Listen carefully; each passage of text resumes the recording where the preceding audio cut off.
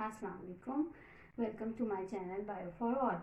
Okay, now today our topic of discussion is biochemistry. What is biochemistry? First of all, we define the biochemistry. Biochemistry is a branch of biology in which we study about the all the chemical components and also all the chemical processes that are taking place in the living organism. Okay, now why we are studying biochemistry in biology? Because all the reactions that are taking place in our body are consist of chemical compounds. मतलब जितनी भी living organism के अंदर chemical reactions हो रहे हैं, उसके अलावा हमारे जो सेल स्ट्रक्चर बने हुए हैं ये सब केमिकल कंपाउंड से बने हुए हैं। अब ये केमिकल कंपाउंड्स कितने किस्म के होते हैं हमारी बॉडी में? These chemical compounds are of two types. Number one is organic compounds and number two is inorganic compounds.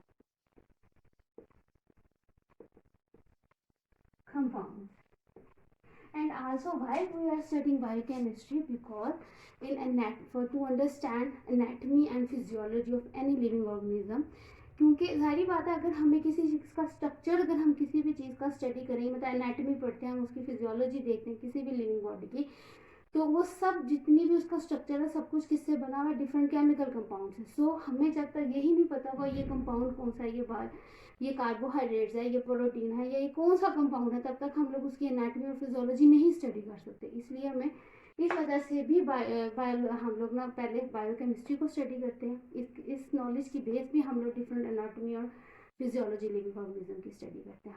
Okay, next, there are basically in living organism there are two types of compound, that is organic. Number one is organic compound and another one is inorganic compound.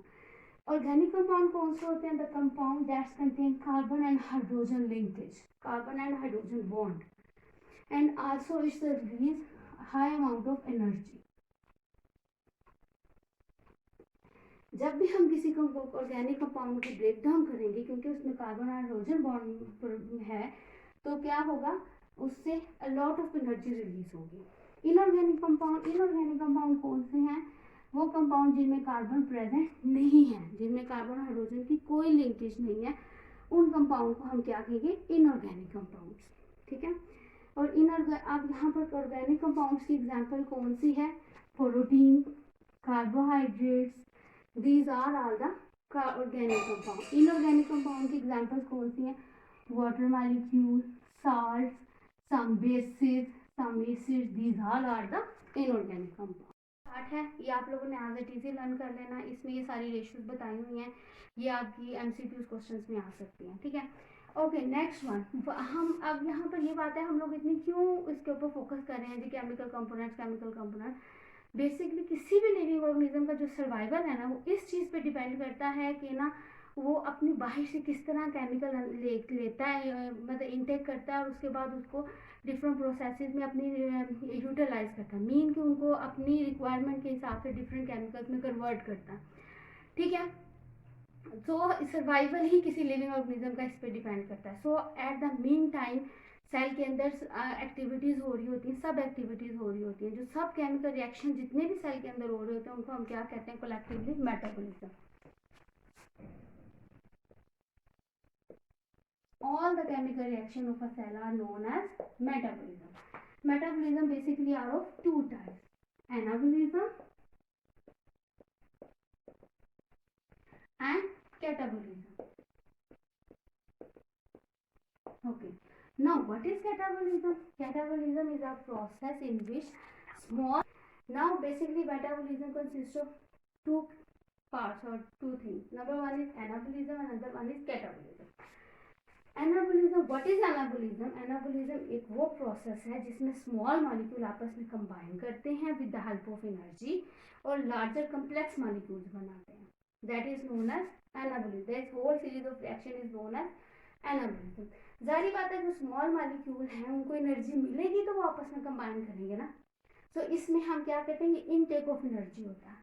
Small molecules आपस में मिलते हैं with the help of energy absorb करते हैं, intake करते हैं energy को, क्या बनाते हैं? Complex molecule. ओके, ठीक है। Now the next one is catabolism. Catabolism इसके नाम से रिप्रेजेंट हो रहा है कट से। मीन आप एक की भी बना सकते हैं, जिस तरह डिफिकल्टी होती है बाद स्टूडेंट्स को नहीं पता चलता एनाबोलिज्म कैटाबोलिज्म में क्या डिफरेंस है। कैटाबोलिज्म मीन कट, कट को जेन में लाकर कर सकते हैं। मीन कट का मतलब होता है तोड़ना। मीन इसमें क्या होता है, जो कम्प्लेक्स मालिक्यूल्स बने हैं ना as a result of anabolism, वो ब्रेक डाउन होते हैं और एनर्जी रिलीज होती है। जारी बात है वो कम्प्लेक्स मालिक्यूल उनके बॉन्ड्स टूटते हैं। जब भी कोई बॉन्ड्स टूटता है ना तो वो एनर्जी को रिलीज करता है, और जब भी बॉन्ड बनते हैं तो वो एनर्जी को अब्जॉर्ब करते हैं बाहर से। ठीक है, यहाँ पर क्या होगा, कम्प्लेक्स मालिक्यूल्स कंबाइन करेंगे एंड कंबाइन नहीं करेंगे, कम्प्लेक्स मालिक्यूल की ब्रेक डाउन होगी और वो एनर्जी को क्या करेगी, रिलीज करेगी, और वो क्या बनाएगी, सिंपल मालिक्यूल। ओके, अब एक ही सेल में ऑन द मेन टाइम क्या हो रहा है, होता है एनाबोलिज्म भी हो रही होती है, कैटाबोलिज्म भी हो रही होती है। क्या होता है, एनाबोलिज्म के रिजल्ट में जो कम्प्लेक्स मालिक्यूल बन रहे होते हैं, साथ ही उनको उसी वक्त फौरन ही उनकी ब्रेक डाउन करके सिंपल मालिक्यूल्स भी बना लिए जाते हैं। इस सब को ये जो कोऑर्डिनेट तरीके से हो रहा था इसको क्या कहते हैं, coordinate anabolism and catabolism.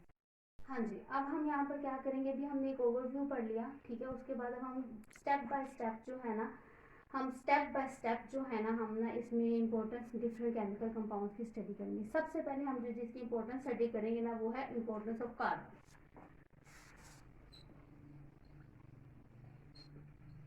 Importance of carbon, carbon की क्यों इतनी इंपॉर्टेंस है, एक्चुअली कार्बन अपनी यूनिक प्रॉपर्टीज की वजह से ना सेंट्रल पोजीशन है ना, सब केमिकल्स में सेंट्रल पोजीशन इसका है। क्यों, इसकी इतनी यूनिक प्रॉपर्टी कौन सी है, यूनिक प्रॉपर्टीज ये टेट्रावेलेंट, ये टेट्रावेलेंट है।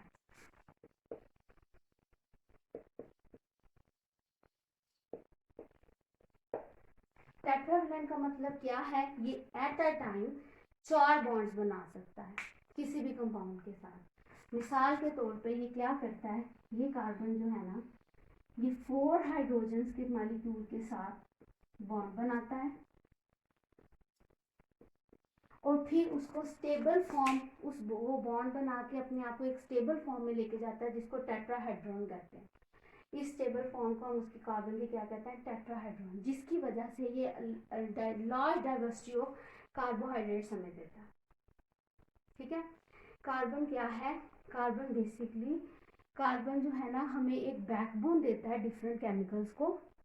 कैसे, कार्बन में क्योंकि टेट्रावेलेंट है, मीन ये at a time 4 covalent bond बना सकता है।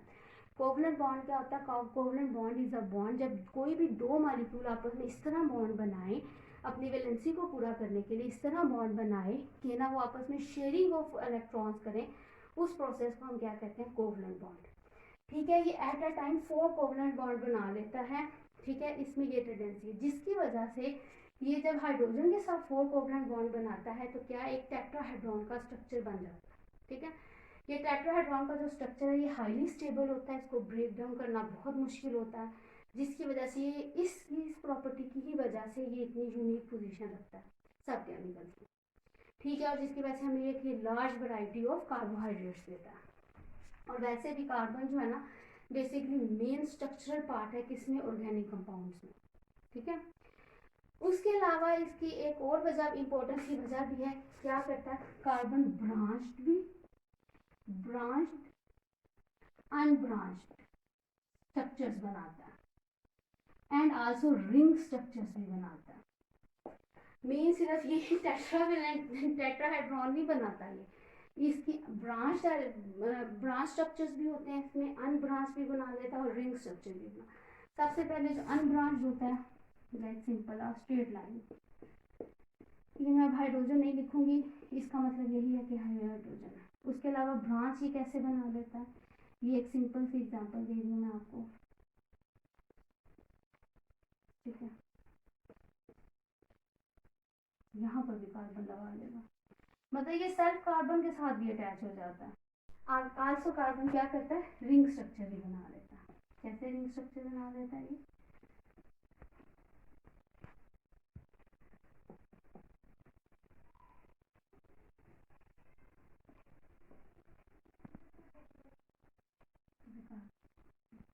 एट सेपरेट आएंगे, 6 कार्बन के साथ भी मिला हुआ, ठीक है।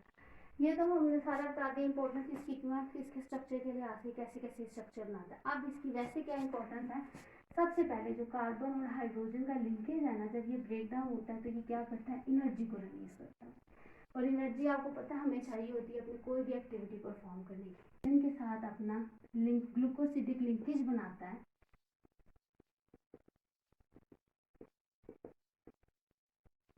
ये जो कार्बन और ऑक्सीजन का बॉन्ड है ना, इसको इस लिंकेज को क्या कहते हैं, ग्लूकोसिडिक लिंकेज, ठीक है। ये जो ग्लूकोसिडिक लिंकेजेस है ना, इसके रिजल्ट में क्या होता है, वास्ट वैरायटी ऑफ कार्बोहाइड्रेट्स बनते हैं। आगे जब हम कार्बोहाइड्रेट्स के बारे में पढ़ेंगे ना, उसमें ये सारा कुछ एक्सप्लेन करेंगे कि ग्लूकोसिडिक लिंकेज कैसे बनता है, सारा कुछ उसमें आएगा, ठीक है। इधर बस हम इंपॉर्टेंस ऑफ कार्बन कर रहे हैं, तो इस वजह से यहाँ पर इतनी डिटेल में नहीं बताया गया, लेकिन ये जो लिंकेज है, ये जो बॉन्ड है, इसकी वजह से हमें लार्ज वैरायटी ऑफ कार्बोहाइड्रेट्स मिलते हैं। उसके अलावा जब कार्बन नाइट्रोजन के साथ मिलता है अमाइनो एसिड में, तो इस बॉन्ड को क्या कहते हैं, पेप्टाइड लिंकेज, पेप्टाइड बॉन्ड। तो as a result of peptide bond क्या बनता है, प्रोटीन्स बनती हैं। सो जितने भी लार्ज मॉलिक्यूल हैं, जैसे कि प्रोटीन, सेलुलोज वगैरह, फैट्स मॉलिक्यूल, ये इनसॉल्युबल होते हैं वाटर में, और ये हमारी सेल मेम्ब्रेन में प्रेजेंट होती है प्रोटीन। तो इसका मेन फंक्शन क्या है प्रोटीन का, ये हम सेल को स्ट्रक्चर फॉर्म करती है, ठीक है। मेन कार्बन जो इम्पोर्टेंट है किसमें, हमारे सेल स्ट्रक्चर में भी कार्बन इम्पोर्टेंट है। उसके अलावा बहुत से कम्प्लेक्स मॉलिक्यूल होते हैं जो कि एनर्जी रिलीज करते हैं, और वो हम एक्चुअली कार्बन हमारे लिए, इसके अलावा बहुत से कम्प्लेक्स मॉलिक्यूल होते हैं just like fatty acid, amino acid, carbohydrate, ये क्या करते हैं, ये एनर्जी रिलीज करते हैं। जब भी इनकी ब्रेक डाउन होती है, लॉट ऑफ एनर्जी रिलीज होती है, और वो हमें as a source of energy हमारे लिए इम्पोर्टेंट है। उसके अलावा एटीपीज, बहुत से अनस्टेबल एटीपीज बनते हैं। एटीपीज को एक्चुअली करेंसी ऑफ सेल भी कहा जाता है। जिस तरह अब हमें किसी चीज़ की ज़रूरत होती है ना, हम फ़ौरन से करेंसी देते हैं, उस चीज़ को बाय कर लेते हैं। इसी तरह सेल को भी किसी भी एक्टिविटी परफॉर्म करने के लिए एनर्जी की जरूरत होती है, तो उसके पास एटीपीज की फॉर्म में वो करेंसी पड़ी हुई होती है। वो फ़ौरन, ये हाईली अनस्टेबल होता है, फ़ौरन जल्दी से ब्रेक डाउन हो जाता है, इसको जल्दी से ब्रेक डाउन करता है और एनर्जी रिलीज कर लेता है और अपना फंक्शन परफॉर्म कर लेता है। Okay, now that's all for today. Okay, hope you like my video. और अगर आपको अभी भी किसी भी कुछ भी मसला है इस टॉपिक में, सही नहीं क्लियर आया, तो आप लोग मुझे कमेंट, आपको नहीं क्लियर हुआ, कुछ भी डिफ़िकल्टी है, तो आप मुझे कमेंट में बताएं, मैं इसको जो भी आपकी डिफ़िकल्टी है उसको एक्सप्लेन कर दूंगी। उसके अलावा please like, share and subscribe my channel bio for all, and thank you for watching, and please hit the bell icon. अल्लाह हाफिज़।